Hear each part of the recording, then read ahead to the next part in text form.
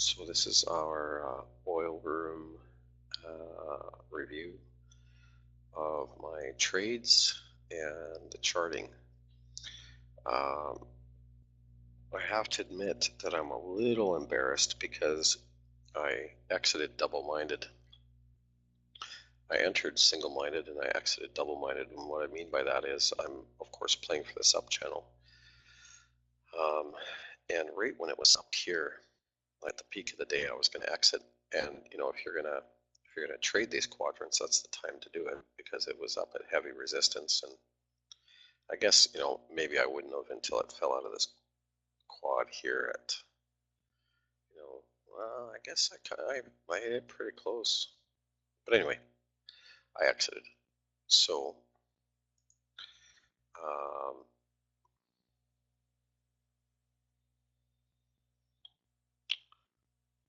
let's mark it. So the double mind was that, you know, one option was to, you know, hold all the way through the channel. The other was to, you know, is to trade it and trying to optimize and you know, preserve capital. And I have to admit that quite often I enter these trades double-minded or exit them double-minded, and that's not the right way to do things. And if I dealt with that as a trader, I would probably do even better.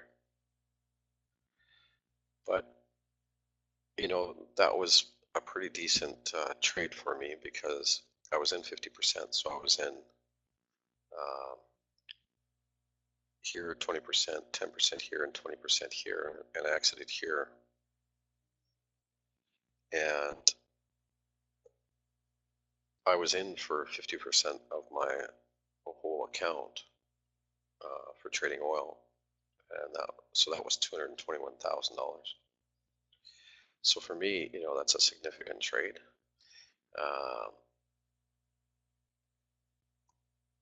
Yeah, it was a big trade. So I had to protect capital. I just couldn't do it emotionally. Emotional intelligence is really important in trading, and sometimes I don't do the best there, especially on the bigger trades. Anyway, so I'm hoping it comes off. I hate to say that because I know most of our traders are long. I'm hoping it comes off into the inverse apex into here. So not a huge amount, 44, 40, well, on crude it would be 44.50 area. That's what I'm hoping to see, and then have it bust through up in here. So timing on that. So at latest, that would bring us to the 29th. So tomorrow at 5 a.m. So yeah, the pajama crew. Does anybody have any questions about the charting that are in the room? We've got a pretty light load here today in the room. Well, I guess with 50 members in the oil trading group, we got, what, 15 or 20 in the room maybe? I guess that's what you would expect for that load of members. I think I'm going to open it up to another 50 members here soon. As soon as I get caught up on everything else. So no questions about the charting, so I've done a half decent job, have I? And any questions about the actual chart itself? Oh, here. Yes, I noticed an absence of the red circles for last night and today. That's cool. I'm short too, looking for 44.10-ish. Okay, so Henry's short. Yeah, so those red circles are targets. Those targets, we produced them, we tried, the targets are something that can distract the traders when they're not predictable. In other words, oil's been sideways lately. Those targets have been really tough. When oil is in an upward downtrend and it's a predictable trend, those targets become like near 100%. Like there was a time where I could trade just those targets, And that's where you get into some really nice gains, because you can really full size and you can know that those targets are coming. They've been less and less over the past number of months predictable. So oil's been really divergent in the model, like sure on the intraday, but the targets themselves. So with the decision coming up, we just didn't publish them because there was just no predictability to them at all. Had we published them, we would have nailed them exact. But I guess so. Maybe that's a lesson too, right? But sorry, I've got an alert going off here on one of my entries. XIV.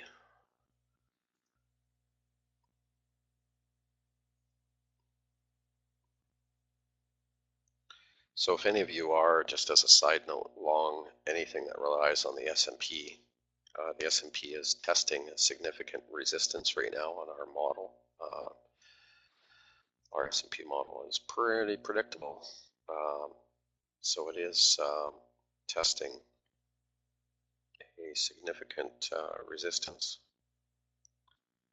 If it gets up and over there, we could see some nice upside. Whether or not it will or not, I'm not sure. So out of one eye, I'm going to watch that. Yeah, so anyway, the target's probably a good lesson for us, but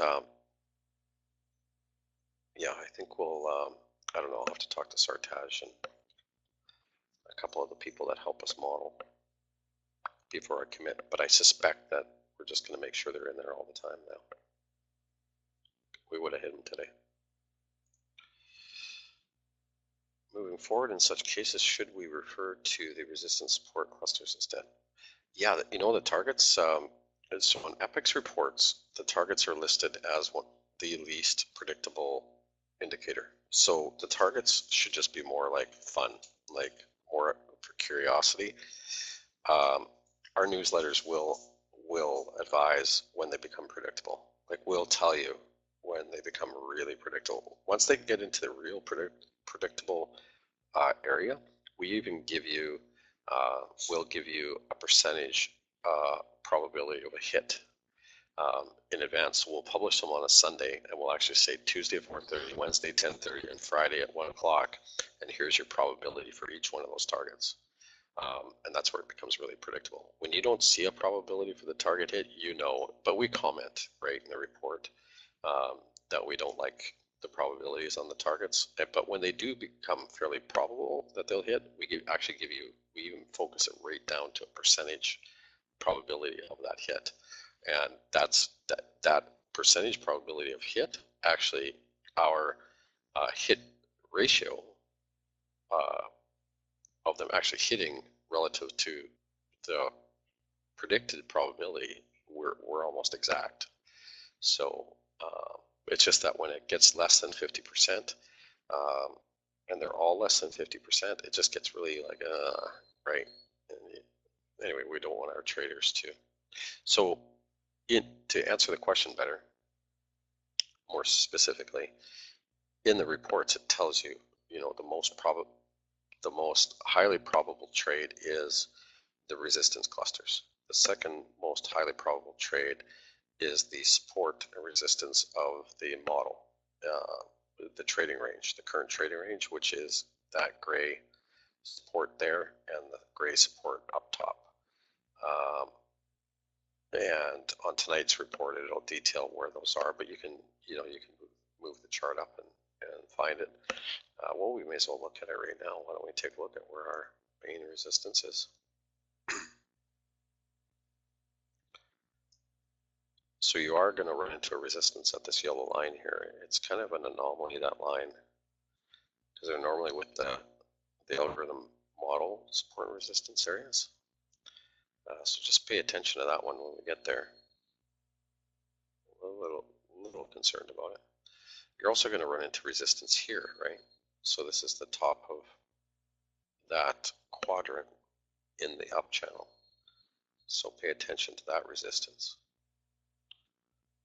And then of course your fibs and stuff, your normal resistance areas.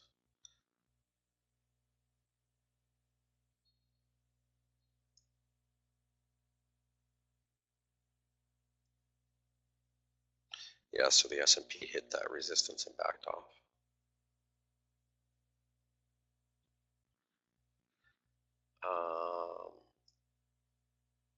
Did I pass it? Or is it farther up here? Let's take a look. There it is. 47.40 range.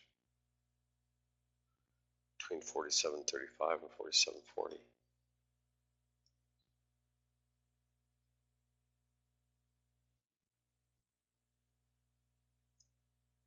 For that trading range.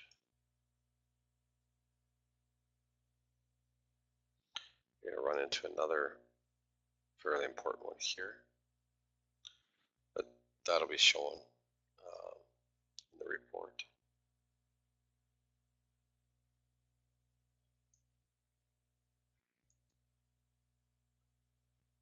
Basically, you got to think of it as, you know, quadrants like the baseball field, right? So this is the outside of the baseball field. Whoa, whoa, where do we go? Shoot. There we go.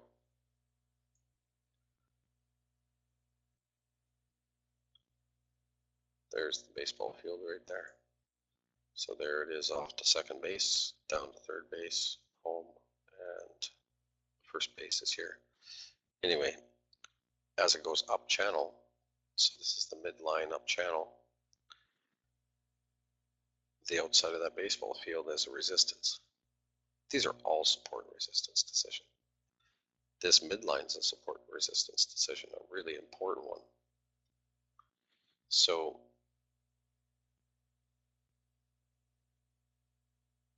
you just have to look at them as all support and resistance. Like when you get caught in here, you know, bounce in between, right? Same thing here between here and the midline. It'll bounce in between. So that midline is important. It's got to get up over that midline. And I don't think it's a coincidence that that midline is where this yellow is here in the quadrant top. Like this is all resistance in here. That'll be fairly heavy resistance area. Okay. Any other questions?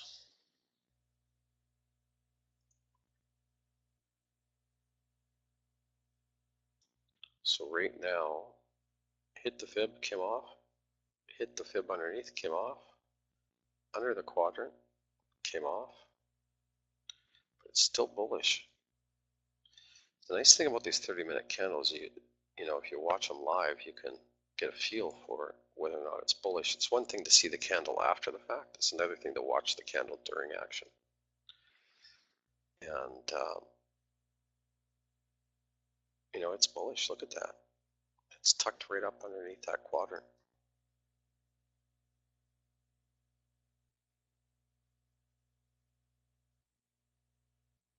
Very interesting action. So what am I going to do? I'm hoping to see, you know, something down in this 44, 45 range.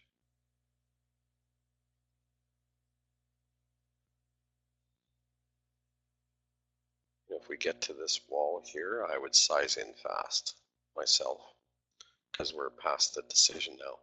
Now we have seen it fail recently right after the decision, which is really odd, but it wasn't sitting on top of, the difference there is that it wasn't sitting on top of this support. So last Sunday when we seen that happen after the time cycle completion, we didn't have a support like this underneath it. So that's why I would scale fairly decently. Like I'll scale here. If that doesn't hold, I'll cut and then I'll scale in long here. If that doesn't hold, I'll cut and scale in long in here for it to return to the channel. Since it's been doing that lately, which is a little unusual. So these are just kind of my observations of, you know, the way I see it. But I'm sure hoping we get back into here somewhere, or here, and I'll be playing for up in here. It'd sure be nice to see it get through there and continue up channel, but I really don't believe it's going to. Like I think our best scenario was up in here. between 45.07 and 45.30. I think on this run, that's our best scenario. And then I think it's going to find its way down channel again. And this will probably be the top of the down channel. It'd be nice if it got up into the next one, but I don't think it will. But you don't know until, it's all decision to decision. Okay, well, that's what I know about the charting. Unless you guys have any questions for me, I'm going to call it a charting review. I think we're good. All right. Well, thanks for coming out, guys. Oh, look at that. Wow. See, that's really bullish. Maybe I shouldn't have cut, hey. Shoot. Now, oil closes coming up in 40 minutes too, so if it gets through this red line, I'll tell you where the algos will target. They'll target this right here, this apex, 45.19. Whether or not they'll get through that yellow resistance, I don't know. Because remember, that yellow resistance, that represents conventional charting, previous time cycles, resistance and support that is proven out time and time again. If it was represented as a purple line, because these purple lines, it depends how thick they are, it'll tell you, how serious it is. If it was represented as a purple line, it would be very, very, very thick. It would be the thickest line on this chart. So they're serious, so be careful, because if it gets through this red fib, the algos will target this here, 45.19, and on its way there, there's a wall right there. So careful, careful.